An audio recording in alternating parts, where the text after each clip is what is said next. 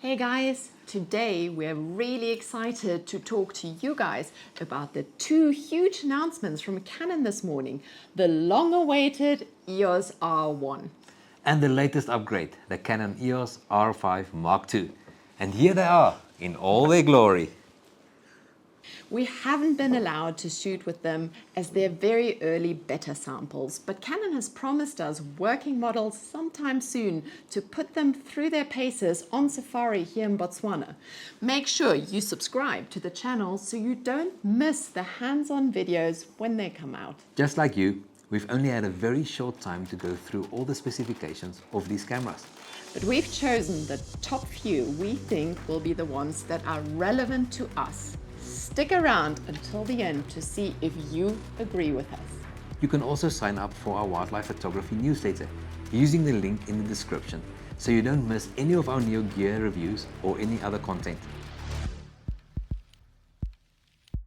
First up, let's start off with the exterior of each camera. What's new? What's relevant? While the R1 feels beautifully familiar in my hands, coming from an R3, there are a few different things that I can see immediately. That huge viewfinder, it looks like there's a lot of sensors in there for the eye control autofocus. Let's hope it's better than the R3 for people who wear glasses. And a locking switch on that eye cup. I've lost mine so many times. There's a huge viewfinder here on the R5 Mark II. It's much closer in size to the R3, and with wildlife being fast and our light changing so quickly, this will make a big difference in the field. The overall button layout will be familiar to most EOS users, but there are some subtle changes that I can see. For instance, the trash button is set lower so we can differentiate better when working in the dark or simply by feel. The vertical orientation seems to be sitting better in my hand with an added info button. The on and off switch is angled slightly for easier operation, and I've been told that my favorite touch sensor AF on button can now be customized in a two-step process between half press and full press, which makes it even more versatile. That's something I've always loved about Canon. It feels so familiar and upgraded experience all at the same time. I think they may have started to listen to us, finally, what we as photographers need. Let's go over to the sensor and the focus capabilities, starting with the R5 Mark II. So, the R5 Mark II now has the long-awaited back-illuminated sensor at 45 megapixels. So the low light should be a vast improvement on the R5. Let's hope it's closer to the R3 beast. Combine that with 30 frames a second and the all-new dual-pixel intelligent autofocus, I should be able to nail those shots and then still be able to crop the heck out of my pictures, while at the same time providing better low-light performance than the R5 Mark I. While the high ISO capability on the R3 and the R1 cameras will be better, suddenly the high megapixel camera has most of the advantages of our original R3. Over to the R1. This has an all-new 24 megapixel sensor that's also back illuminated. Honestly, I was expecting the R1 to be a high megapixel monster, but now looking back, this makes total sense. Canon's flagship has always been the high-speed action and sport camera. High shutter speeds require high ISOs, and low megapixels deliver amazing images in those circumstances. The 5 series in Canon was always the higher megapixel models. Looking at the sensors and the performance, you might be right. In the long-standing compromise between high pixel count, great low light performance, and speed might not be such an issue anymore. We will only know once we truly put these cameras to the test. Looking at the specs of the R1, there might be one specific thing that will be a huge advantage for wildlife photographers though. The R1 will be able to shoot at 40 frames per second instead of 30. And I struggle sorting through my images at 30 frames per second already.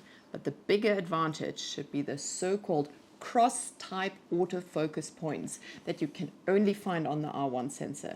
In simple terms, within the sensor, there will be some autofocus points that have both the standard vertical line sensor and one horizontal one, meaning that the camera can more easily detect and focus on low contrast subjects.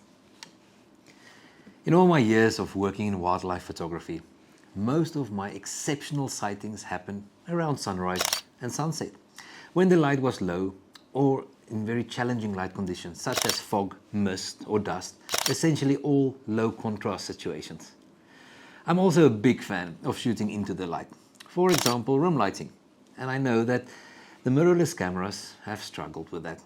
It way more than my 1DX up until now. Janine and I have many conversations about it, and I can't wait to see if the R1 will fulfill my expectations and be more reliable when focusing in low light and low contrast situations. As it's all about accurate focusing for wildlife photographers, my third favorite feature specifically on the R1 is the AF-on touchpad. Let me explain what I mean. In many cases, I still shoot a single focus point, like with a good old-fashioned DSLR. And this button allows me to move my focus point faster than I could ever do with a traditional toggle button. It improves my focusing accuracy, and I'm able to place fast-moving animals anywhere in my frame quickly. So I think the R1 might still outperform the R5 Mark II despite having almost the same focus system. My next favorite feature is the pre-capture. This is in both cameras. Sadly, your R3 and the older R5 will never have it. It remains a hardware issue, not just a software update. This is a standout feature that can truly help wildlife photography. Pre-capture now allows you to be taking pictures with a half push of the shutter button, but not saving them until you actually start firing the shutter.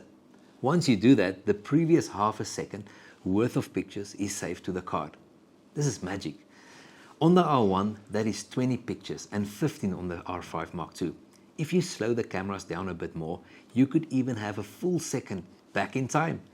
The bird photographers are going to love this one, and it truly changes the game for birds taking off and landing. Even better, those pre-capture images are saved as normal RAW or JPEG files that you can open in any software package, unlike earlier versions that needed Canon's DPP to open the RAW burst files. That's going to please a lot of you guys. There is so much more we could have discussed, but we want to save that for the in-depth review videos we're going to make in the field, showing real-world examples of the images we can get with these. So what do you think? I personally was sure that I was well set up with my R3, and I believe that most important feature, the low light capability in crazy ISOs I can reach, will not be trumped much by the R1. I don't think I can justify an upgrade at this stage, even though a new toy always tickles my fancy. But I would sure love a second camera body that has extra pixels for when I need to crop. But I also really want the capability of the pre-capture mode.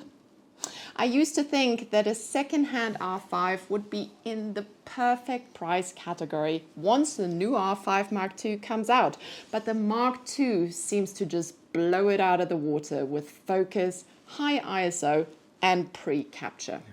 The R1 for me certainly looks like the one to finally make me retire my trusty 1DX, but I'll reserve my judgment for when we get out and we can actually shoot these guys out there. Finally, before we go, what about the price? For now, Canon has not confirmed it, but based on cost and existing models out there and comparing it with other brands, we think that the R1 might be as much as $7,000 US, and the R5 Mark II around $5,500 US. Let us know in the comment section below what features you want us to test out in our new review videos, and also if you agree with our assumption about the launch prices. Let's see how close we all get. See you guys in the review.